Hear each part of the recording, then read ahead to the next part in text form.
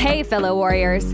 Welcome to the Azar Mindset Podcast with your host, Altamise Nicole. She's an award-winning founder to the Azar Agency, a philanthropist, mother, daughter, and friend. Here with the Azar Mindset Podcast, we cultivate a safe space and community to be inspired by women worldwide that strive to be the best version of themselves boldly, softly, and unapologetically. And Azar is a warrior created to help. So let's begin to help one another in family, fun, faith, life, and love.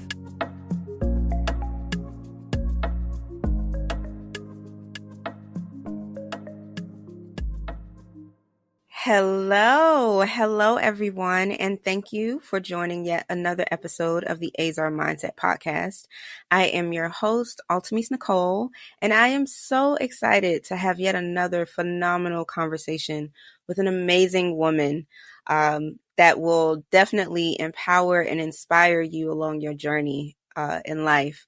And today, we have Dr. Shamieka Dean. She is an award-winning business owner, a social media thought leader, and she is #1 in marketing solutions for helping her clients transform through truth and thought-provoking strategies.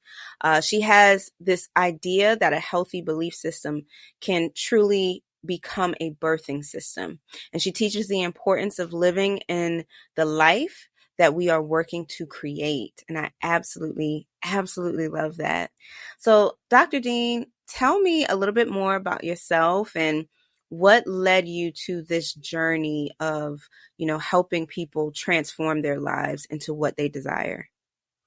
So I always stumble a little bit when someone says, tell me about yourself. It's okay. However, I am a wife of almost 18 years. I am a grandma of 2 little glam princesses, and I am a mother of 3. I am, I always say that I'm a perfect blend of humor, holiness, and a whole lot of happiness. Like that's who I am. So I love that. I love that. Yeah. And I just love life. And how I got on this journey of helping people to transform. I believe that we uncover our purpose as we evolve, right? Mm-hmm. I don't think our purpose is something that we ever have to find. I believe that it just has to be uncovered, because as we grow and evolve, we have all these labels and limitations that are placed upon us. And so often we begin to live into the box of the labels and the limitations until we have that epiphany or that moment where we know with everything in us that there's something more that we're supposed to be doing. And so I believe that's how I got here, not by any one situation, but just a series of incidents in my life that made me aware that there was more that I should be doing. And I can say this, though. The very first time I heard someone say to me, "You changed my life," that was kind of that moment, that feeling, that fulfillment that I knew I wanted that response no matter what I did. So whether it's teaching marketing or, business strategies or talking about marriage, that is the fulfillment that I get. And that lets me know that I'm in alignment with what I'm supposed to do, because I believe that no matter what our gifts, skills, or talents are, we're always supposed to be impacting someone's life. Yes, absolutely. Absolutely. And, I definitely identify with you about saying it's about a series of events, right? That gets you to that point. Some are more pivotal than others. Yes. You know what I mean? Absolutely. Like I can definitely think of a few pivotal moments in my life where it was like a fork in the road, and I could go left or I could go right. Yes. And thank God for the Holy Spirit that said, go this way. And I listened, you know what I'm saying? Or Yes. those moments where I didn't, but there was like a hand in the situation that legitimately just pulled me out. You Absolutely. know what I'm saying? So like, what were some of those moments for you? Like, what was a pivotal moment in your life that you identify as like, that was God that either told me to go Oh, left or yeah. right and not listen, or like had Absolutely. his hand just Uh-huh. covering me. Yeah. Like Yeah. what was one of those pivotal moments for you? Oh my God. I have quite a few, as you said, but the one that comes to mind at this moment is my marriage. When my husband and I Mm, divorced after 7 years mm, of marriage, and then we remarried. God restored our marriage. That was one of the most pivotal ones mm. because I'm one of those girls, it's like when it's done, right? Like you Right, vanish right. like a vapor. I Yep. never knew you. Who are you? Kind of thing, right? So that was me. So when the ink was dry, on the paper, and God told me that He was going Mm, to restore our marriage. Um, I didn't think that was the case. I mm, always tell the story of the day that I got the papers out of the mailbox and I went up the stairs and just hit my knees. A divorce is one of the most painful experiences ever. yeah, And so yeah. I remember hitting the floor and I just said, God, how did I get here? I never want to go through this again. So whatever I have to do, tell me and I'll do it. And so in that moment when my heart was just filled with agony, right, and pain, Mm. and I'm crying, from the depth of my soul. And God told me to pray for his new wife. Mm. Ooh, child. Yeah. Ooh. So, Wait, that's one of those. wait. Yeah. I have questions. Okay. I have questions. Um, was this like when you got the divorce papers when God told Yeah. It you was to that pray? day. It was Oh, that day. oh. So he was already married, like remarried, No, no, no, or no, no. No, he okay, wasn't. okay, He okay. wasn't. So the story goes like God says, pray for his new wife. And so, me being who I am, I said, well, I'm going to pray for my new husband too, because I'm not going to be by myself. You know, I mean, we can Right. do this, God, however you want to do it, but I'm just saying, Right. I'm going to put my Right. bid in too. And so, so I began to pray for, of course, grudgingly initially, but then I started to Mm, think, what kind of woman would I want to be around my children? What kind of heart would I want mhm, her to have? And so I started to pray mm, for her heart, her attitude, just the way that she would, have to interact with my children. And then I started to mm, pray, for my new husband and all the things that I wanted him to be. Not knowing the mm. entire time God had me praying for myself because I Yes. needed to become a new woman and I actually needed to become a wife so that God could restore us. And he needed to be a Mm, different kind of man before God restored us. At that time, I didn't know that was what was what happening. it was. But, moving forward, that's exactly what happened. Wow. And yeah, so God set me up for that one. And I'm thankful that he did. But, like I said Right. at the time, I was just like, that is the devil. Like, because God ain't, not in this God, moment, you not listen, I don't think people realize God has such a sense of sense of humor. humor. Mm-hmm. Yes, like such a Mm-hmm. sense of humor where you just be like, what now? What? And Yeah. like, and then you look back, hindsight, Yes. and you just be You're like, like, oh, okay, you funny. You real right, funny. right, Like, right. And and that's what it oh, was because, I just did not see why he would, tell me to do mm, that. But in retrospect, what God revealed to me was when we initially got married, I was a single married woman. mm, And what that means is the only thing that changed when I said I do was my last name. I still had a single woman's mentality. Right. And mm-hmm, so I took that into my marriage. I was still very much in what I tell women now in survival mode. I was still in that space trying to protect myself, making sure my children were okay. My heart was very mm, guarded. And just the mentality of not even knowing how to share space with someone, not knowing what it looked like to really become one. Submission was a dirty word for me. What do you mean? I don't do that. What do you mean? Yeah. Right? Because I had the wrong understanding of what submission was and those kind of things. And so, a lot of women are in that space and don't realize it. And so when stuff hits the fan in their marriage, we all have that question. How did I get here? What happened? Yeah. Right? Because we loved each other, right? Things were going pretty good. But when you don't become a wife before you get married, then you take all of your single womanhood into your marriage. And so you can't build and become one or be unified when you are separated internally. And so that's a part of what happened. And I always tell people, they say, well, what did he do? Right. My thing is, it's his story to tell his story. My job is to tell my story and what I learned and what God did for me.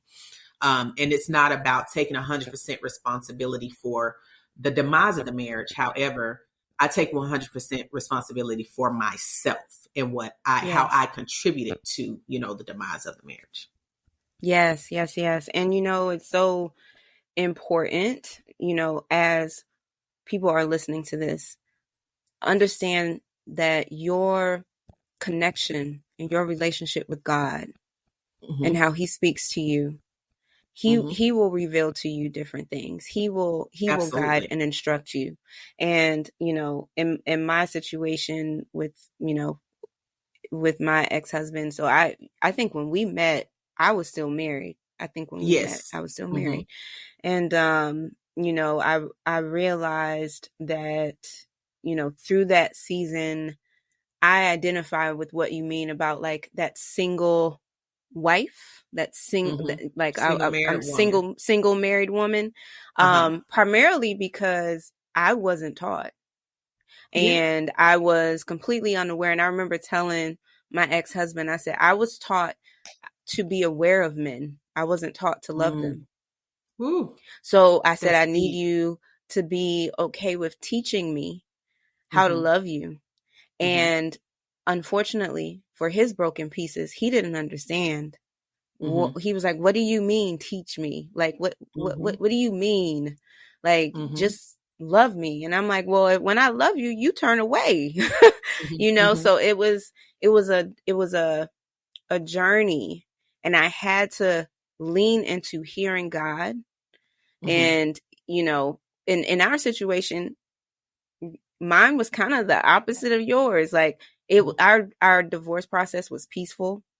It took 3 months, like from signing to filing to signing, literally 3 months. And, and God told me, he said, I need to get to my son. And he said, and if you are unable to move out the way, you will continue to be collateral damage. I need you to get, he said, I need to get to my son. So I had to get out the way. I had to get out the way. And I learned I can release in love. I can be intentional with not just my heart, but every person's heart involved. And I cannot manipulate God. His no is his no. Yeah. He, you know what I mean? Like if he say this ain't it, there's no scripture in the Bible that I can follow to be like, I'm gonna do this all right, Jesus, because if I do this right, you gonna bless my marriage. And he gonna be sitting there with the okie doke face, like, I said what I said. I'll cover you. You gonna be in the permissible will of God, but that is not my divine. That's not what I have for you. Good. Like, and I literally, like, Dr. Dean, I did everything by the Holy Bible. We were celibate. We were, we didn't live together before marriage. We did all these things right. Right. Had the perfect love story, all the things right. And God said, I said what I said. And he said, and I love you too more than I love the marriage. Yeah. I need you guys healthy. I need you guys to do this, and it's, and to me, that was the moment where I realized I gotta be in alignment with God. Absolutely. Not in alignment with what I think or what I want or what I desire or what I tell him I Mm-hmm. want.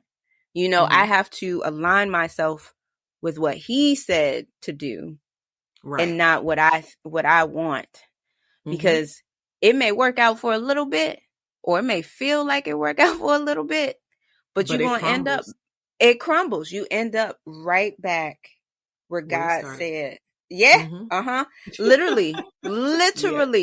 Yeah. like right back. He'll wipe that slate clean, but you're going to Mm-hmm. be right back where he said, I told you to go this way, you know? Yeah. And like in your journey, it's like the complete opposite. And it's so beautiful Mm-hmm. in terms of like how God literally restored. He Like, did. tell me about that process of like going from divorced Mm-hmm. on your knees, being like, okay, God, Mm-hmm. what are we doing here? To Mm-hmm. like your wedding day, second go Yeah. round. Yeah.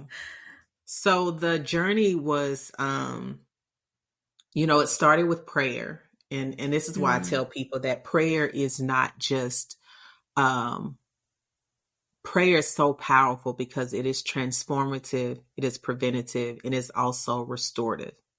And mm, so it started there. But the key thing was that I was praying for the woman I needed to become first so that I could be the wife I needed to be second. Right. mm, So mm. there were a series of Oof. things that as I went through this journey, God revealed to me that were a problem, in the marriage. And one of the things was that, number one, I didn't forgive, right? I didn't know how Mm, to forgive. And so whenever you hold on to unforgiveness creates an obstruction of flow.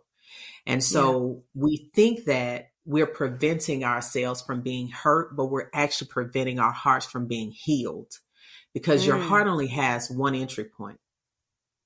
And so while you're trying mm, to shut your heart off to prevent being hurt, you're not giving God access to actually go in and do the healing that needs to take place.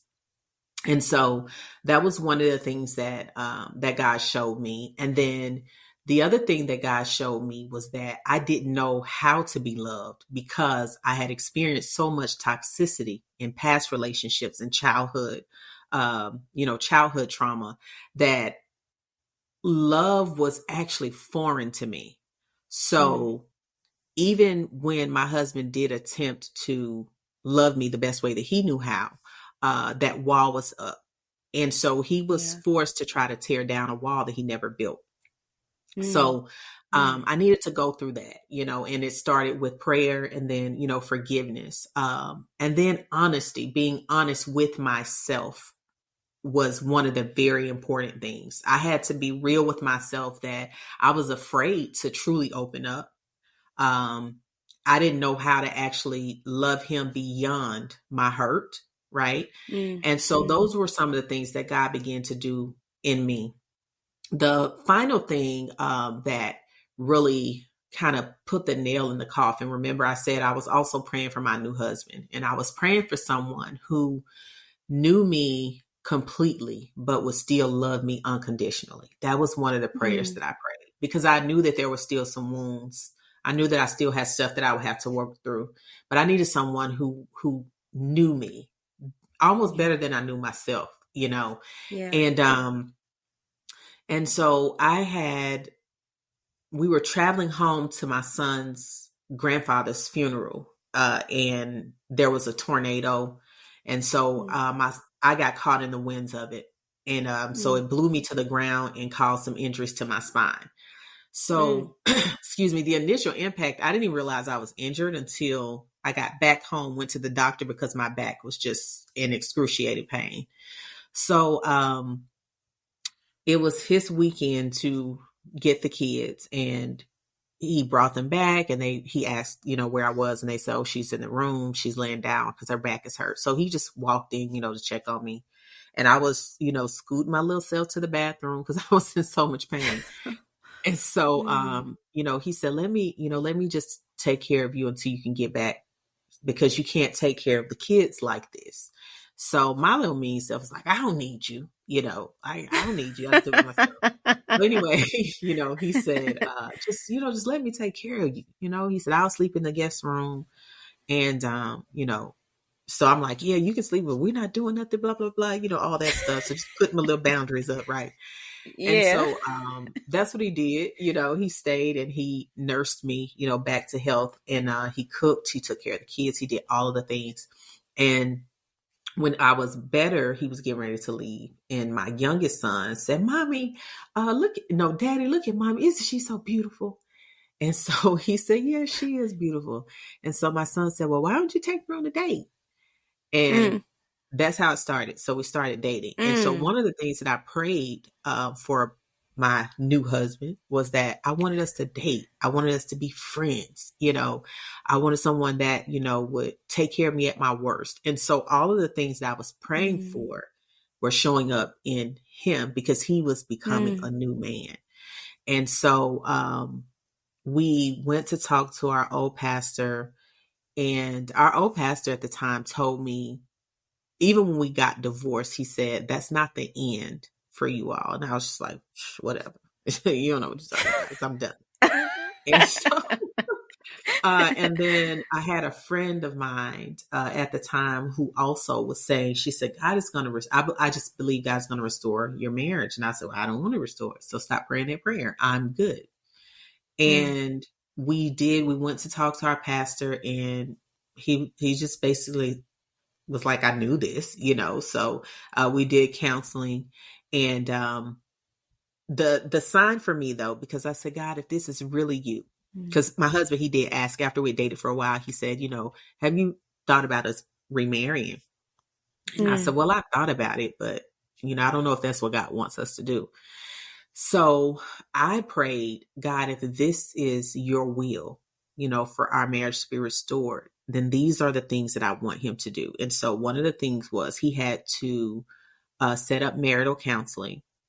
He had to complete that counseling. He had to set the wedding date. He had to do, so there was just a series of things. I didn't tell him, but those are the things that I prayed. And everything that I prayed, he actually did that. So it was just like, okay, well, how much more confirmation, how much more confirmation? What else you need? What else you need? And so, but yeah, and we remarried. We actually had a wedding this time, because the first time we didn't have a wedding. We just went to the courthouse, got the papers. My uncle married us in the living room of my apartment. And we had a little reception, afterwards. But this time we actually had a wedding. All of our family was there. And we'll be celebrating. Our 18-year anniversary was June 11th from the new date. So. Oh, happy anniversary. Thank you.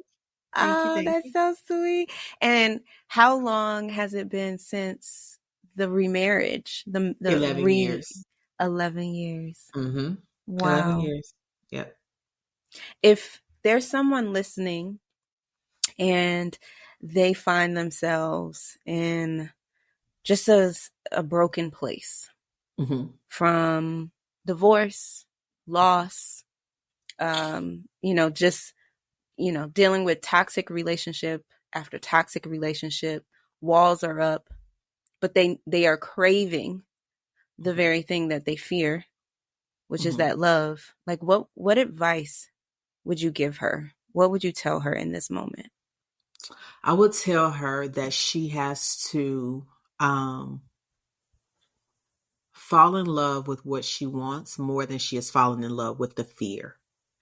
And I say that because sometimes fear is our safe place. It's our comfort zone. And so we begin to love it, because although it's not getting us what we want, it's keeping us safe from a hurt that we don't want to experience. And so fall in love with the thing that you want more than you do the thing that you fear, because when you do that, then you'll have the courage to go after what you truly want. And the other thing that I would say to her is, don't allow the one who didn't know how to love you to keep you from the one who will.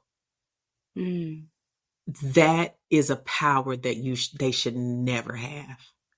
Mm-hmm. And so if you truly want it, then choose to free yourself through the power of forgiveness and freeing yourself from the pain of your past so that you can experience the beauty of your present and your future. If I didn't choose to open my heart up again, I wouldn't experience what I have now, because for so many years I was so afraid because of what happened in my past, until I was cutting off the very thing that I desired. So don't allow the person of your past to keep you from the love that you want to experience in your present. Take that power back. Take that power back. Because the more you hold on to that, they win. They've done exactly what the enemy sent them in your life to do. Is to prevent you from experiencing the thing that God wants you to have, and that is a pure love.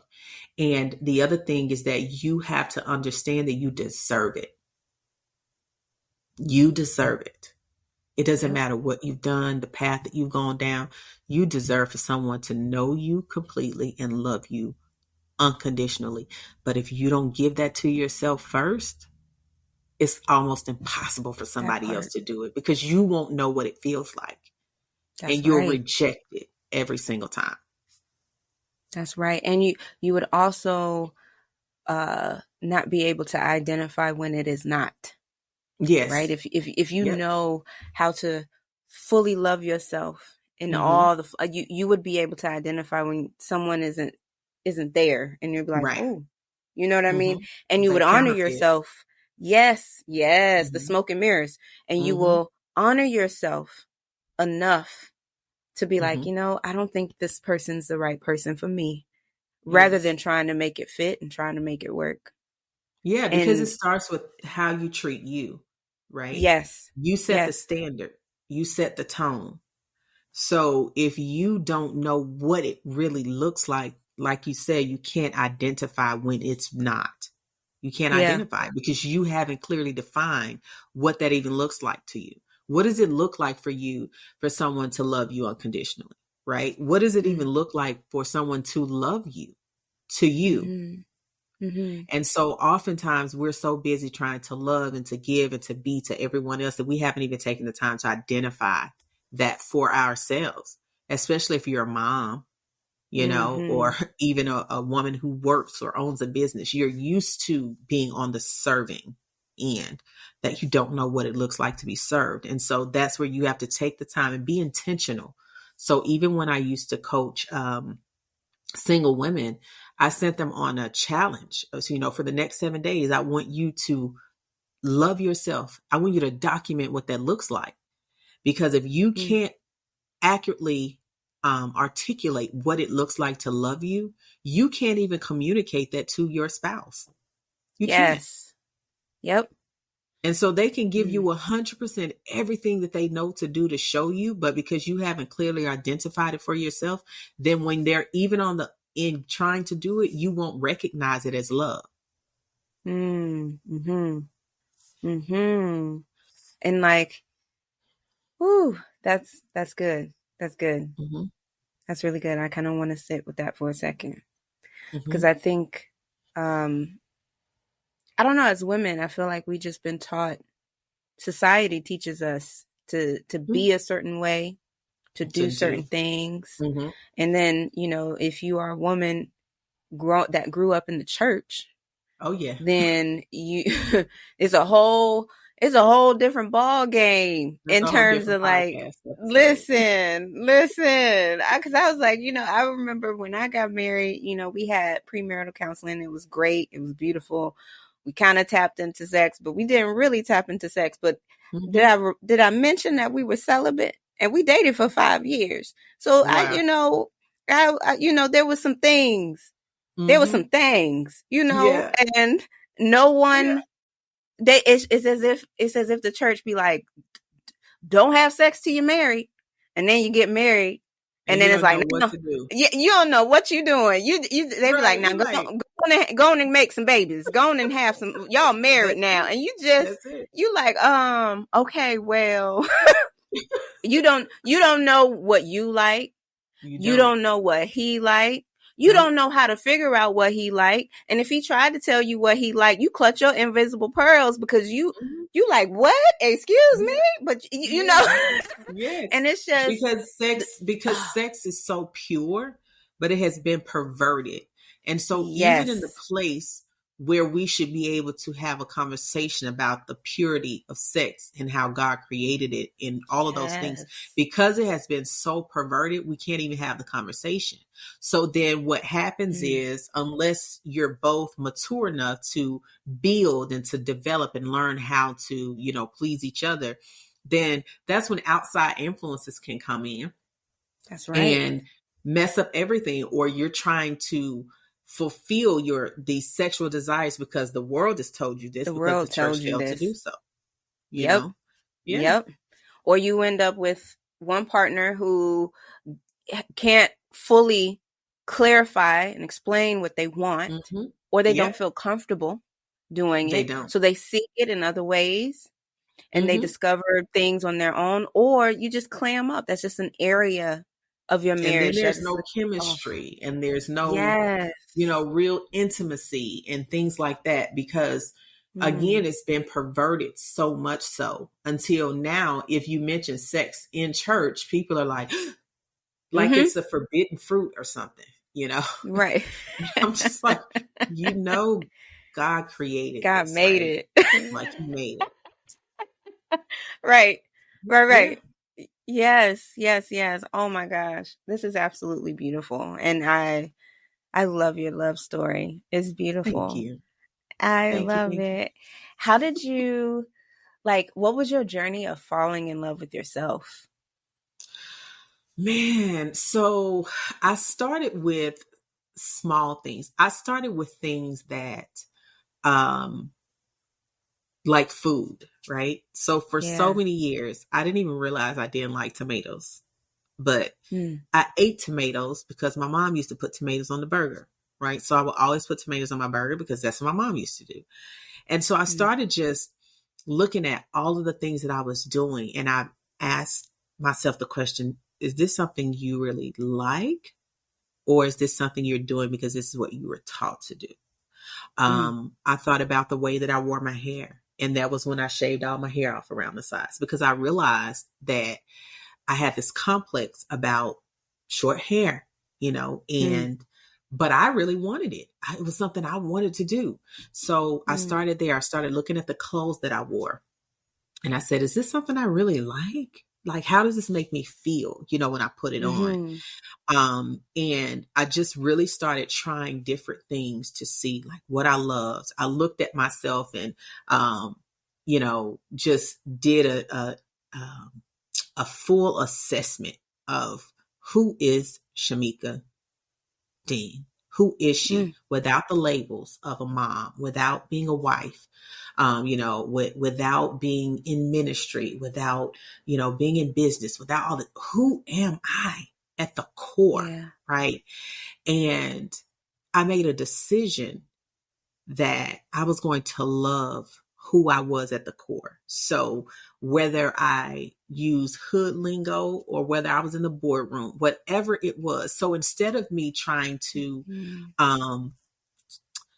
dumb down or remove parts of myself, I just decided to show up fully. Right. So if I want to talk in slang on my social media profile, I'm going to do that. Why? Because that's the essence of who I am. It's the beauty of what makes me who I am. And so I just started daily falling in love with myself, finding out about, who I am.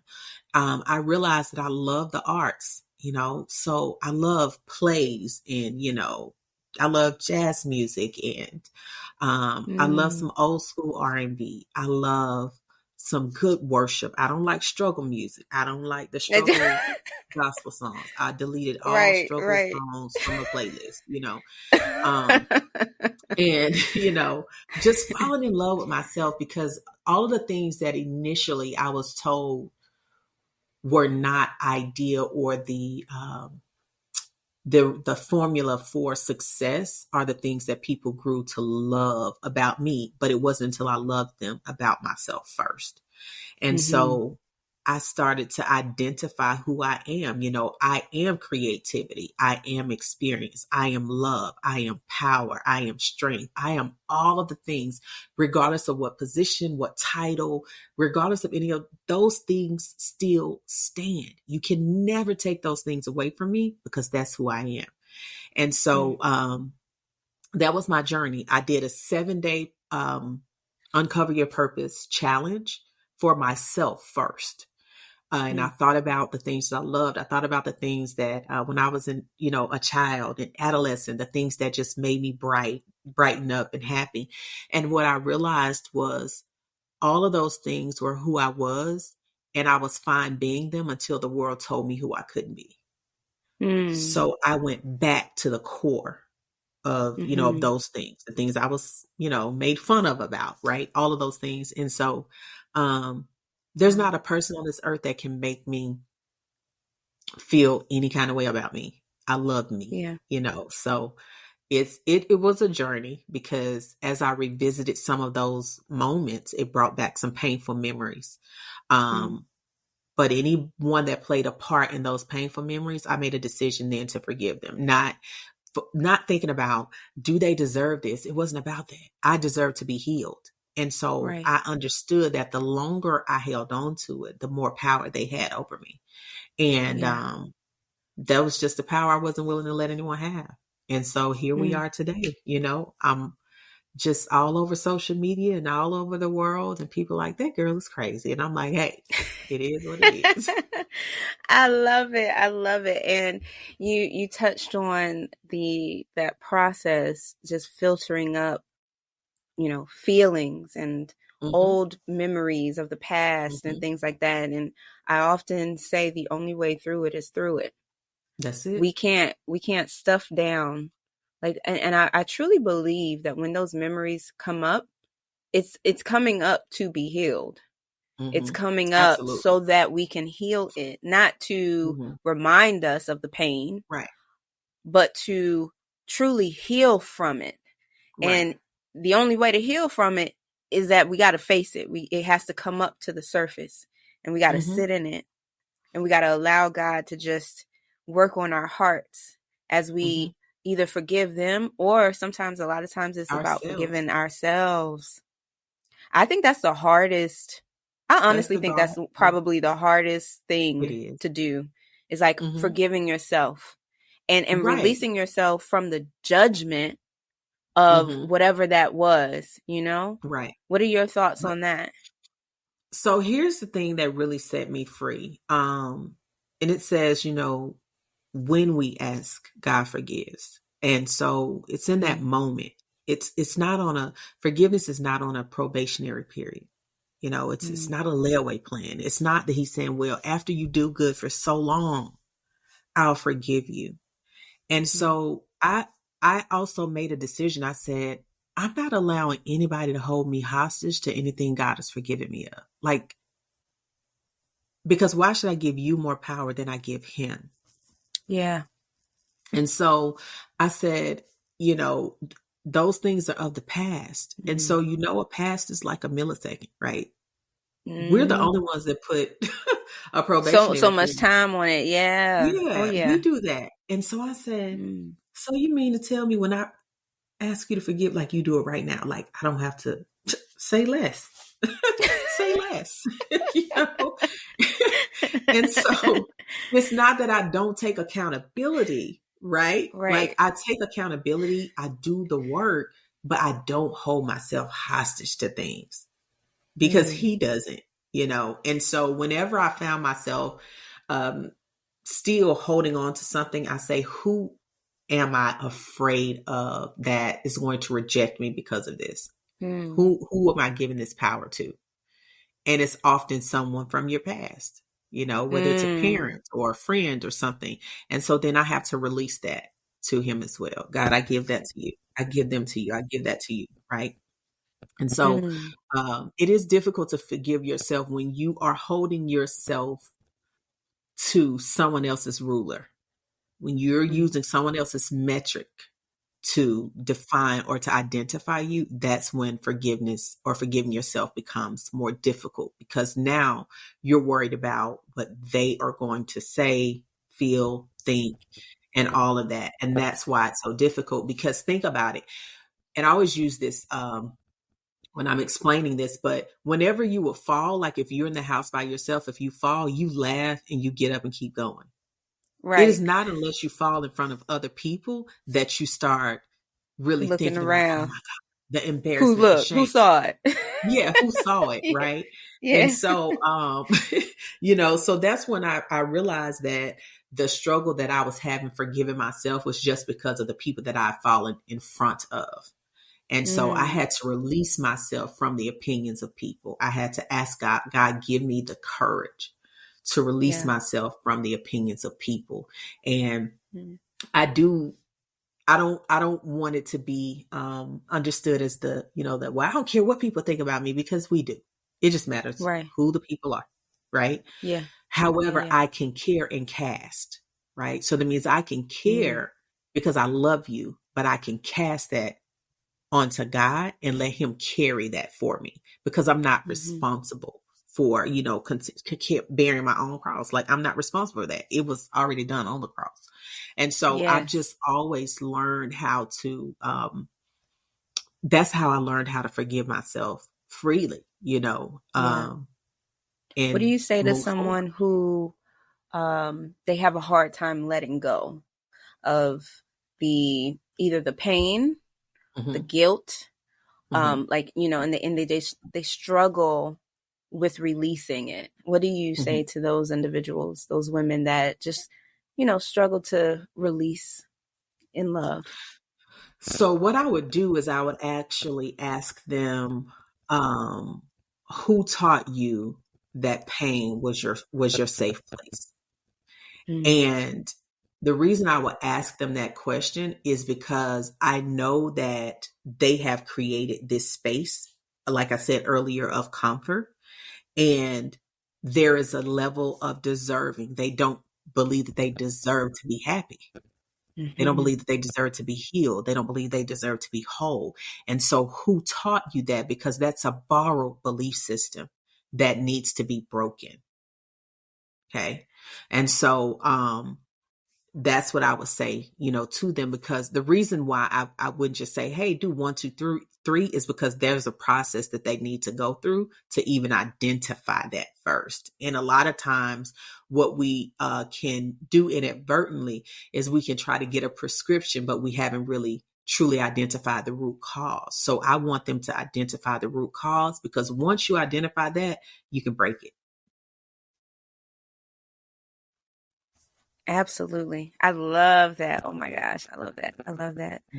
Dr. Dean, thank you so much. This was absolutely beautiful and such an inspirational journey for not just restoration in love, but restoration in life, and in knowing that God has the final say. Like, we may think that something is over and done with, and we on our way, and it's in the past, it's gone, and this we don't deserve this, or we don't. God has the final say, and he can restore, he can heal, he can move, he can shift, and he can fulfill every single desire that we have in our hearts, and then some. Because oftentimes I'm realizing our minds really can't conceive the magnitude of how much he loves us, and how much he has for us, which is actually already ours. I think it's a matter of us just like realizing this is already in us, it's already ours, and we have the rights to it. It's ours already. So how can people find you if they wanted to stay connected with you and learn more about either your business, your programs, your classes? Like, how can people connect? I am on all social media platforms as Shamieka Dean, or Dr. Shamieka Dean. Listen, when it comes to branding and marketing, you got to keep it consistent. All right. So Instagram, Dr. Shamieka Dean, Facebook, Dr. Shamieka Dean. My website is shamiekadean.com. And that's where I hang out.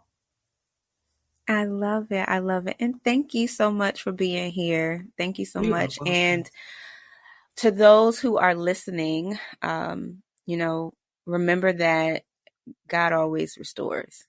We just have to allow, we have to be open. We have to surrender to the process. And the only way through it is through it. And we love y'all. And I'm going to see you in the next episode. And thank you so much for joining. All right. Until next time. Bye. We hope you enjoyed this podcast episode of the Azar Mindset Podcast. Be sure to subscribe to stay connected and in the know of all upcoming inspiring conversations with Altamise Nicole and inspiring women from all around the world. Until next time, stay soft and fearless, Queen.